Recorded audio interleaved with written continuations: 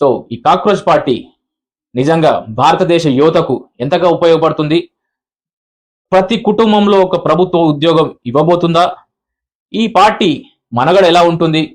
తెచ్చుకున్న భారతదేశ స్వతంత్రానికి సంబంధించి, ఎందుకంటే దాదాపు కొన్ని వందల సంవత్సరాలు విదేశీయులు పాలించారు, కనీసం 100 ఏళ్ళు మన వాళ్ళు మనం పాలించుకోవాలంటే ఏం చేయాలనే ఆలోచనతో మొదలుపెట్టినటువంటి కార్యక్రమమే లోకల్ ప్రొడక్ట్ డెవలప్మెంట్ ఆర్గనైజేషన్. ఇవాళ దాంట్లో భాగంగా ఈ కాక్రోచ్ పార్టీ గురించి చర్చించే ప్రయత్నంలో భాగంగా మనతో పాటు ఉన్నారు ప్రముఖ అడ్వకేట్, తెలంగాణ హైకోర్టు లాలో పిహెచ్డి చేశారు. అతను ఎవరో కాదు, డాక్టర్ శ్రీనివాసులు గారు. సార్ నమస్తే. సార్ నమస్కారం. సార్, ముఖ్యంగా మనం భారతదేశంలో కాశ్మీర్ నుంచి కన్యాకుమారి దాకా ఒకసారి చూసినట్టయితే కొన్ని వందలు కాదు వేల సంఖ్యలో పార్టీలు పుట్టుకొస్తున్నాయి, కాలగర్భంలో కలిసిపోతున్నాయి. కానీ వాళ్ళు వచ్చిన క్రమంలో ఏమైపోతుందంటే ఒకలాంటి భావోద్వేగాలను గురి చేస్తూ సమాజంలో ఒక అలజడి లేపుతున్నటువంటి సమయాన్ని, సందర్భాన్ని మనం చూస్తున్నాం. సో ఒకప్పుడు ఆమ్ ఆద్మీ అనుకోండి, ప్రస్తుతం ఉన్నటువంటి తరుణంలో సిజేపీ అంటే కాక్రోచ్ జనతా పార్టీ. సో వీటిపైన మీ అభిప్రాయం ఏమంటారు సార్? అండ్ మన భారతదేశానికి ఒక పార్టీ అంటే మన యొక్క దేశానికి ఒక పార్టీ ఎలా ఉపయోగపడుతుంది అంటారు? ఉపయోగపడుతుందా లేదా అని తెలుసుకున్నాం. భరత్ గారు, ఈ విషయంలో నేను అంటే ఒక కామన్ మ్యాన్ గా మాట్లాడుతున్నాను. ఒక పొలిటికల్ అనలిస్ట్ గా కాదు, లేకపోతే ఒక ఎడ్యుకేషనిస్ట్ గా కాదు, ఒక కామన్ మ్యాన్ గా మాట్లాడుతున్నాను. అవును సార్, ఎందుకంటే ఇవాళ కామన్ మ్యానే సఫర్ అవుతున్నాడు ప్రతి ఒక్క దాంట్లో. ఇప్పుడు మనం గమనించాల్సిందంటే ఈ సిజేపీ అనేది అది సడన్ గా పుట్టుకొచ్చిన ఆర్టిఫిషియల్ పార్టీ. ఓకే, ఎందుకు ఈ మాట పడుతున్నా అంటే ఆర్టిఫిషియల్ అంటే ఏంది? అది ఇంతవరకు ప్రజల్లోకి వెళ్ళిన పార్టీ కాదు, ప్రజలకు సేవ చేసిన పార్టీ కాదు, మరియు ప్రజల యొక్క బాధలు అర్థం చేసుకున్న పార్టీ కాదు. ఎవరో థర్డ్ పర్సన్, మన ఇండియాలో ఉండే ప్రజలకు ఏమాత్రం సంబంధం లేని వ్యక్తి చదువుకుంటూ అక్కడి నుంచి ఏదో సోషల్ మీడియాలో పార్టీ ఫ్లోట్ చేస్తున్నా, పార్టీలో ఇక్కడ దేశంలో ఎన్నో వ్యవస్థలు, ప్రజలు జెన్జీ అని కొత్త పేరు పెట్టి అది అంటే యువకులంతా ఎంతో నష్టపోతున్నారు, వాళ్ళందరికీ ఏదో న్యాయం చేస్తాను, సామాజిక న్యాయం చేస్తాను అని అటువంటి ఏదో ప్రజలను అంటే ముఖ్యంగా యువకులను, అందులో సోషల్ మీడియాలో ఎక్కువ పార్టిసిపేట్ అయ్యే యువకులను అట్రాక్ట్ చేసుకుంటట్టు ఒక ఎజెండా పెట్టి దాన్ని ప్రజల్లో ఒక విధమైన ప్రచారం చేసుకుంటున్నారు. అలజడి లేపుతున్నారు. అలజడి కన్నా ప్రచారం చేసుకుంటున్నారు. అలాగే ప్రచారం చేస్తూ దాంట్లో పెట్టిన వాళ్ళు వీళ్ళ ఎజెండా ఏంటి? యాక్చువల్గా మాట్లాడితే, రియల్గా మాట్లాడితే, అందుకే చెప్తున్నారు ఇదంతా ఆర్టిఫిషియల్. ప్రజలు కామన్ అర్థం చేసుకోవాలి. సపోజ్ ఇప్పుడు మీరు అన్నట్టు ఆమ్ ఆద్మీ పార్టీ ఉంది, అది కొంతకాలం ఇక్కడ ఎడ్యుకేషన్ చేసారు, యాంటీ కరప్షన్ మూవ్మెంట్ తీసుకొచ్చారు, కష్టపడ్డారు, చేశారు, ఏదో సరే తర్వాత ఫెయిల్యూర్ అయ్యారు, వేరే విషయం. కాకపోతే ప్రజలకు రావడం అనేది వాళ్ళు మొదలు దాని తగ్గట్టు కొన్ని ప్రజల్లో కొన్ని ఎఫర్ట్ చేసి సర్వీస్ చేసి వచ్చారు. ఇప్పుడు మన ఇండియాలో ఉన్న ఏ పార్టీలైనా ఏదో విధంగా సర్వీస్ చేసి వచ్చిందే, కానీ ఏదో ఆకాశం నుంచి ఊడిపడ్డట్టు సడన్ గా సోషల్ మీడియాలో వచ్చినంత మాత్రంలో ఏదో ప్రచారం చేసుకొని ఇంత మిలియన్ వ్యూవర్స్ ఉన్నారని. వ్యూవర్స్ అనేది వీ కెన్ క్రియేట్. మీకు అందరికీ టెక్నాలజీ తెలిసిన వాళ్ళు ఎవరైనా అర్థం చేసుకుంటారు అంతే. దాన్ని క్రియేట్ చేసుకోవడం ఏంది? ఇక్కడ కూర్చొని మనం ఆపరేట్ చేసుకొని మొత్తం అంతకన్నా ఎక్కువ వ్యూవర్స్ తెచ్చుకోవచ్చు. So that is not the criteria. అది ఒకటి అర్థం చేసుకోవాలి. రెండోది ఏంటంటే చాలా మందికి ఇక్కడ ఉన్న యువకులకు, చదువుకున్న వాళ్ళు మన దేశంలో చదువుకున్న యువకులు చాలా తక్కువ, కాకపోతే సోషల్ మీడియాను యూజ్ చేసుకునే యువకులు చాలా ఎక్కువ. దాంట్లో హాఫ్ నాలెడ్జ్ తో ఉన్న వాళ్ళు చాలా మెజారిటీ పీపుల్ ఉంటారు. అటువంటి వాళ్ళను అట్రాక్ట్ చేసుకుంటూ ముఖ్యంగా దిస్ ఇస్ పార్ట్ ఆఫ్, నాకు తెలిసినంత వరకు this is part of deep state strategy.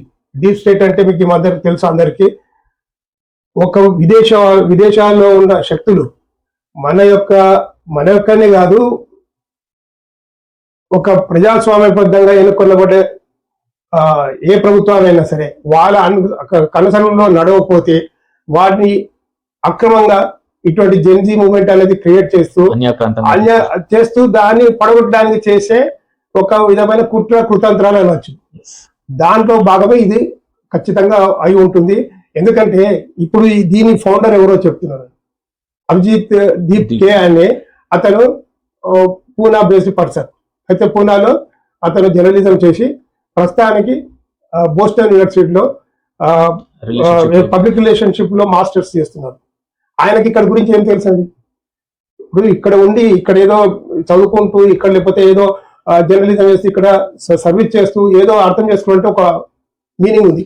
ఏది లేనిది ఆయన కంటే ఇక్కడ దేశంలో ఉండే ప్రజల యొక్క ముఖ్యంగా యువకుల యొక్క సమస్యలు ఆయనకు ఎంతో అర్థమైనట్టు, యువకులకు ఉన్న సమస్యలు తీరుస్తారని. అన్నిటికన్నా విచిత్రమైన మాట ఏంటంటే తను చెప్తాడు, ఇది మన అదాని కానీ అంబానీ కానీ వాళ్ళ యొక్క మూలాలు లేకుండా చేస్తారు ఇక్కడ. అంటే అదాని కానీ అంబానీ కానీ నాకు తెలియక అడుగుతున్నారు, వాళ్ళు ఏమైనా విదేశస్తులా? నిజంగా మామూలుగా ఆలోచిస్తే వాళ్ళు ఉన్నందుకు ఎంతమంది యువకులకు ఇక్కడ ఉద్యోగాలు వస్తున్నాయి. ఇక్కడే కాదు, ప్రపంచంలో మనకు ఒక బిజినెస్ వ్యూలో మనకు ఒక విధమైన గుర్తింపు ఉంది. కారణం ఏంది? వాళ్ళేది అదాని అంబానీ కుటుంబం ఎంత ఉంటుందండి మామూలుగా ఆలోచించాం. ఓ చిన్న కుటుంబము, ఆ కుటుంబానికి లక్షల కోట్ల రూపాయలు వాళ్ళు తినేస్తారా? ఇవన్నీ అర్థం చేసుకోవాలి. ఇది వాళ్ళు ప్రపంచం మన దేశంలో కాకుండా ప్రపంచంలో మన యొక్క భారతీయులకు ఒక విధమైన ఏది ఉద్యోగం డైరెక్ట్ గానో ఇండైరెక్ట్ గానో ఉద్యోగాలు కల్పిస్తున్నారు.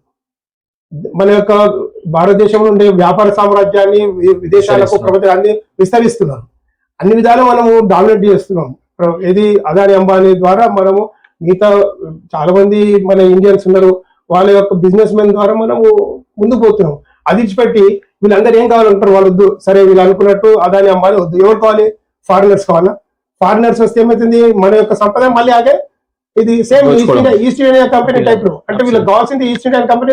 అగైన్ దే ఆర్ ఇన్వైటింగ్ ఏది East India Company like people to our India.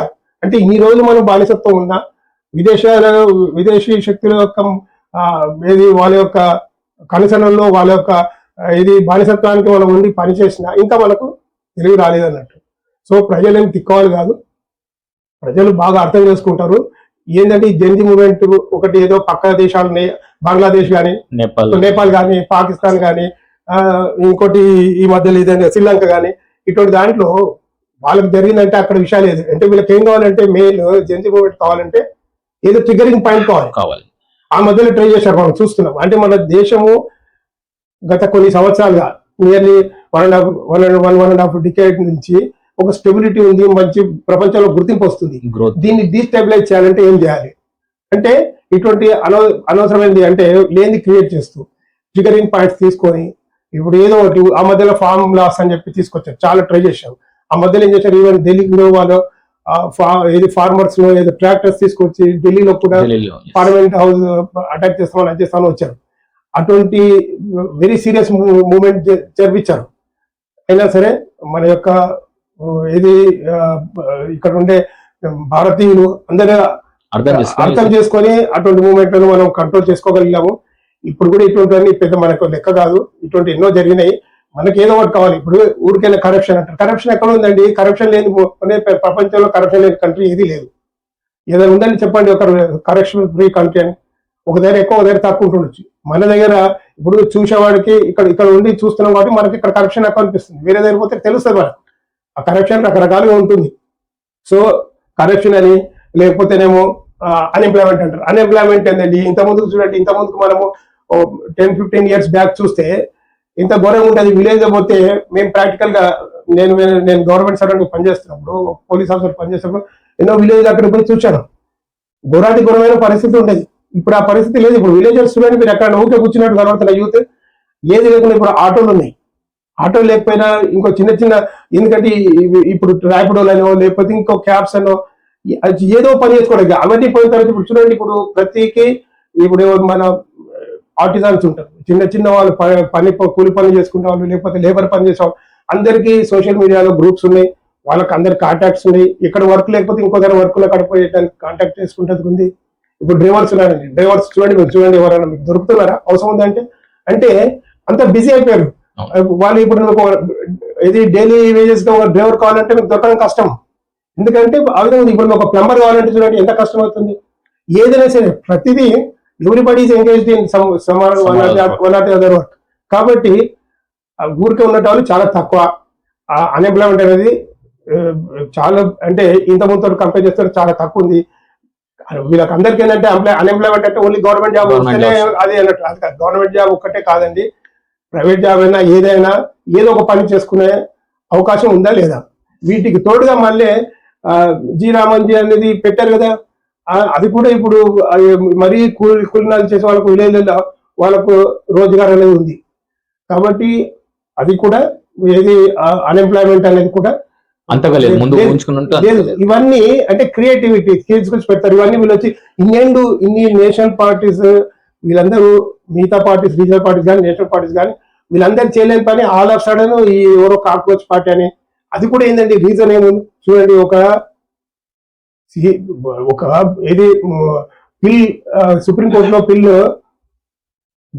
దాంట్లో జరిగే ఆర్గ్యుమెంట్ అప్పుడు సిజే గారు చిన్న విషయం కామెంట్ చేశారు. ఏంటంటే ఈ మధ్య రియల్ గా కూడా సూడో ఏమంటారు ఆర్టీ యాక్టివిస్ట్ అని ఏది మామూలుగా వీళ్ళందరూ చాలా మంది ఏది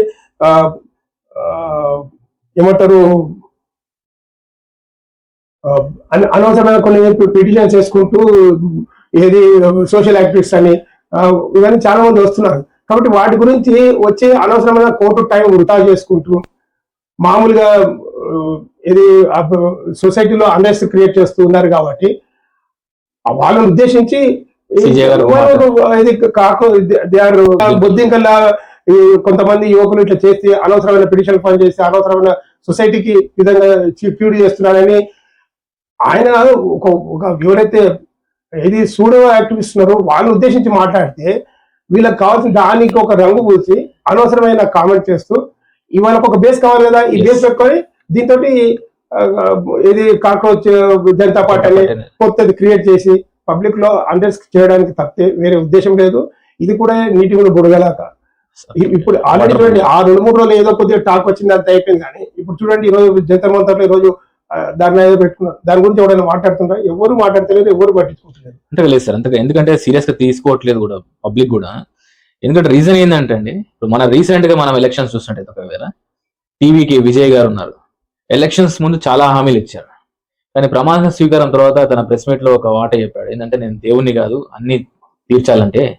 సో ఆ ఒక్క మాటతో మనం అర్థం చేసుకోవాలి ఏంటంటే ఏ నాయకుడు వచ్చినా కూడా 100% చేయలేడు. ఈ భారతదేశాన్ని మొత్తం అమెరికాగా మార్చలేరు. And at the same time ఏంటంటే ఇక్కడ ఉన్నటువంటి ఎందుకంటే పబ్లిక్ ని పల్స్ ని క్యాచ్ చేసుకోవాలంటే వాళ్ళు చెప్పిన 100% లో అట్లీస్ట్ మనకు 40% నేను చేయగలుగుతాను అని. ఎందుకంటే ఇది బెస్ట్ ఎగ్జాంపుల్. రీసెంట్ టైమ్స్ లో మనకి విజయ్ తన యొక్క పొలిటికల్ స్పీచెస్ లో మీరు చూడండి, పొలిటికల్ స్పీచ్ కి ముందు అంటే ప్రచారంలో స్పీచ్ చూడండి, గెలిచిన తర్వాత ప్రమాణ స్వీకారం తర్వాత తన ఇచ్చినటువంటి స్టేట్మెంట్ కనుక మనం ఒకసారి అబ్జర్వ్ చేస్తే ఏంటంటే no politician in this world, అంటే నో పొలిటీషియన్ భారతదేశం మటుకు మనం లిమిట్ చేసుకుంటే no politician in this India can satisfy each and every citizen of this nation అనే దానిపైన మనకు ఒక క్లారిటీ. నేను అదే చెప్తున్నాను ఏంటంటే ఫస్ట్ ప్రజల లోపల ఈ చిత్తశుద్ధి ఉండాలండి. ఇప్పుడు ఏంటంటే ఈ అపీజ్మెంట్ పాలిటిక్స్ కు మనం అట్రాక్ట్ కావద్దు. అపీజ్మెంట్స్ వచ్చిన ప్రాబ్లం అదే, ఫ్రీ డిస్ కావాలి అంటే ప్రతి ఒక్కరికి ఉచితాలు కావాలి. ఈ ఉచితాలకు చూడండి, ఎప్పుడు ఇంతకుముందుకు నేను ఒకసారి విచిత్రపోయినాను. ఇప్పుడు జయలలిత గారు అప్పుడు సీఎం ఉన్నప్పుడు ఒకసారి ఏదో తమిళనాడు ఒక ఇది అఫీషియల్ ప్రోగ్రామ్ లో వెళ్ళాను. పోయినప్పుడు తమిళనాడులో ఒక దగ్గర ఏది ఏమంటారు కుక్కర్ ఉంటాయి కదా, కుక్కర్ కనబడింది. దాని మీద ఆవిడ ఎంబులం ఉంది, అది ఉంది. ఇదేంది కుక్కర్ కనబడుతుంది, ఇది పార్టీ సింబల్ ఉంది ఇది అని అంటే, అవును వాళ్ళు అమ్ముతున్నారు, సెకండ్ హ్యాండ్ అమ్మితే తీసుకుంటున్నారు అంటే. అప్పుడు ఈ కుక్కర్లు కానీ వాషింగ్ మిషన్ కానీ చాలా మంది ఇవి ఇచ్చేసారు. పబ్లిక్ ఏం చేస్తారు, ఫ్రీ వస్తారు కదా తీసుకుంటారు. తీసుకొని దాన్ని ఏం చేస్తారు, వాళ్ళకి అవసరం లేదు, దాన్ని తీసుకుపోయి అమ్మేసుకుంటారు. దాని ద్వారా ఈ ఎవరైతే కొందరు స్టూడెంట్స్ కానీ వాళ్ళు కానీ ఎవరైనా బ్యాచులర్స్ ఉండి చదువుకోవడానికి వెళ్తారు కదా, అక్కడ వాళ్ళందరికీ చీప్ రేట్ తోటి అమ్ముతున్నాం. అంటే ఇది ఎవరి డబ్బులు అల్టిమేట్లీ ప్రజలే. మనము ట్యాక్స్ ద్వారాను ఇంకో రూపంగా కడుతున్నాము. ఆ డబ్బులను వీళ్ళు యాజ్ ఇఫ్ వాళ్ళ పాకెట్ నుంచి తీసుకుంటున్నారు. అంటే దాన్ని మనం నమ్ముతున్నాం. ఆ ప్రామిసెస్ ఏమన్నా ఇప్పుడు వెల్ఫేర్ స్కీమ్స్ అంటే definitely we should accept it. ఎందుకంటే కొన్ని ఉంటాయి, కొన్ని వర్గాలు ఉంటారు, కొందరు బీద పరిస్థితి నుంచి వచ్చిన వాళ్ళు ఉంటారు. వాళ్ళకి ఏంటంటే ముఖ్యంగా ఏమంటారు వీళ్ళను బిలో పావర్టీ లైన్ లో ఉన్న వాళ్ళు ఉంటారు. వాళ్ళకు కొందరికి మరీ ఆర్థిక స్తోమత సరిగ్గా లేకుండా గానో లేకపోతే చదువు సోషల్ గా ఎంత పడి ఉంటానో అవి ఉంటాయి. అటువంటి వాళ్ళకి అప్లిక్మెంట్ ఇవ్వడం మంచిదే. ఇప్పుడు మరి రాజ్యాంగం చెప్తుంది కరెక్టే, కానీ అట్లని చెప్పి దీన్ని అడ్డు పెట్టుకొని అన్నిటికీ ఫ్రీ బీస్ ఇచ్చుకుంటూ పోతే పబ్లిక్ కూడా యాక్సెప్ట్ చేస్తున్నారు. చేస్తే మనకి ఇంతమంది మనకు పక్క కొన్ని కంట్రీస్ దీనికి ఎగ్జాంపుల్ ఉన్నాయి. అంటే బిటర్ ఎగ్జాంపుల్ వెనిజులా గురించి అందరు చెప్తారు. ఎవరో నేను ఒకప్పుడు ఎట్లున్నది తర్వాత ఏమైంది పరిస్థితి, అది ఎన్నిసార్లు ఆ మధ్యలో సోషల్ మీడియాలో చాలా వచ్చిన ప్రజలు అంటే ఏంటే ఈ వచ్చిన ప్రాబ్లం ఏంటంటే ఏదైనా సరే మన ముఖ్యంగా మన ఇండియాలో మన ఇండియన్స్కి వచ్చిన అలవాటు ఏంటంటే ఎక్స్పీరియన్స్ అయితే కానీ దానికి ఒక బాధ ఏదో తెలియదు. ఇప్పుడు అక్కడ ఏముంది, మీకు ఒక సేయింగ్ ఉంది, దాంట్లో ఏంటంటే there are 3 types of people. ఒకటేమో జీనియస్, ఇంకోరేమో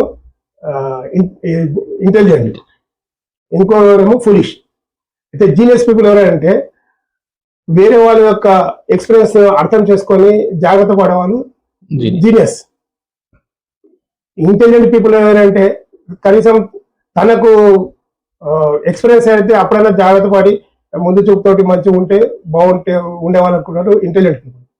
ఈవెన్ ఎక్స్పీరియన్స్ అయినా తనదే, తనకు సొంత ఎక్స్పీరియన్స్ అయినా సరే దాన్ని అర్థం చేసుకునే వాళ్ళు ఎవరు ఫులిష్ పీపుల్. ఇప్పుడు మనము కొన్నిసార్లు అదే విధంగా అవుతున్నాం. ఈ యొక్క అపీజ్మెంట్ కు మనం అట్రాక్ట్ అయిపోతుంటే, ఫ్రీబీస్ కి అట్రాక్ట్ అవుతుంటే, then one day will become foolish people. దీన్ని అడ్డు పెట్టుకొని ఇటువంటి పనికిరాని వాళ్ళు, ఈ పనికిరాని పార్టీలు వచ్చి మన యొక్క దేశాన్ని అస్థిరత్వం చేయడానికి చేస్తున్నారు. కాబట్టి నేను అనేది ఏంటంటే పక్కన బంగ్లాదేశ్ అయిండొచ్చు, శ్రీలంక అయిండొచ్చు, పాకిస్తాన్ అయిండొచ్చు, నేపాల్ అయిండొచ్చు, వేరే వేరే కంట్రీలు అయిండొచ్చు, ఈవెన్ వేరే కంట్రీలు కూడా అయిండొచ్చు. కానీ మన భారతదేశము, మన భారతీయులు చాలా దేశభక్తి వాళ్ళు, ధర్మంతో ఉండేవాళ్ళు. కాబట్టి అధర్మంగా కానీ ఏదో స్వార్థంతో కానీ ఏదో ఇటువంటి వాటికి అట్రాక్ట్ చేసేవాళ్ళు కాదు. అది మీకు ఇప్పుడు ఎక్స్పీరియన్స్ ఇప్పుడే అయిపోయింది. ఆ రోజు కూర్చోండి May 16th ఆ రోజు వాళ్ళు ఏదో ఇది వెబ్సైట్ క్రియేట్ చేసి మాకు 6.5 మిలియన్ వచ్చింది, అది వచ్చింది ఏదో అని చెప్పారు. అప్పటికిప్పుడు చూడండి ఎంత తేడా కనబడుతుంది. కాబట్టి ఇంకా వారం 10 రోజులు అయితే అది కూడా కనుమరుగు అవుతుంది. ఈ రోజు మీటింగ్ పెట్టుకున్నారు కదా, జనతా ధర్నాన్ని పెట్టాడు, ఎవరు వచ్చారు చూడండి, అది కూడా పోతుంది. జస్ట్ దిస్ ఇస్ ఏదో ఐవాస్ లాగా ఏదో పెట్టుకున్నది చేసిండ్రు. పబ్లిక్ లో బాగా అర్థమైంది, వాళ్ళు కూడా అర్థమైంది. కాబట్టి ఆల్రెడీ క్రియేట్ చేశారు, ఆల్రెడీ ఒక సోషల్ వాళ్ళు ఓపెన్ గా అనౌన్స్ చేశారు. కాబట్టి ఏదో పెట్టుకోవాలని ధర్నా పెట్టారు. ఈవెన్ ఇక్కడ ఉండే even educated people also, even ఇప్పుడే నేను చూసినాను వచ్చేటప్పుడు సోషల్ మీడియాలో, ఈవెన్ ఒక వర్గం వాళ్ళు, వీళ్ళు ఏదైతే ఒక వర్గం వాళ్ళని అడ్డు పెట్టుకొని ఈ విధమైన డిస్టెబిలైజ్ చేసే ఛాన్సెస్ చేద్దామనే ఆలోచన ఉన్నట్టుంది.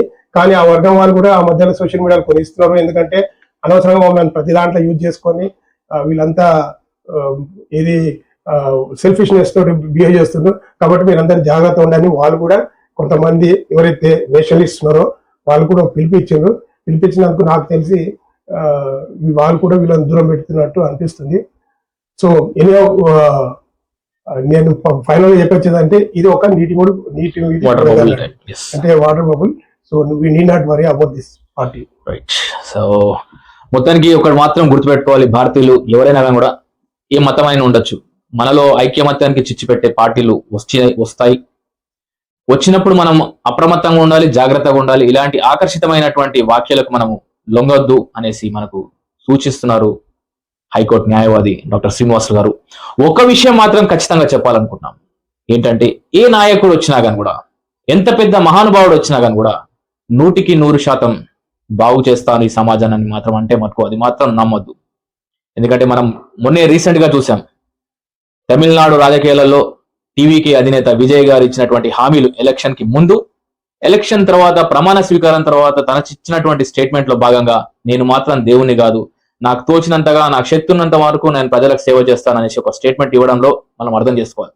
ఏ నాయకుడు వచ్చినా కానీ కూడా మనకు ఆచి తూచి వాళ్ళ యొక్క మాటలు విని అందులో మనకు అట్లీస్ట్ ఒక 40% వాళ్ళు చేయగలుగుతారు, అంటే ఒక 40% మనకు న్యాయం చేయగలుగుతారు అనే నాయకులను మనం ఎంచుకోవాలి.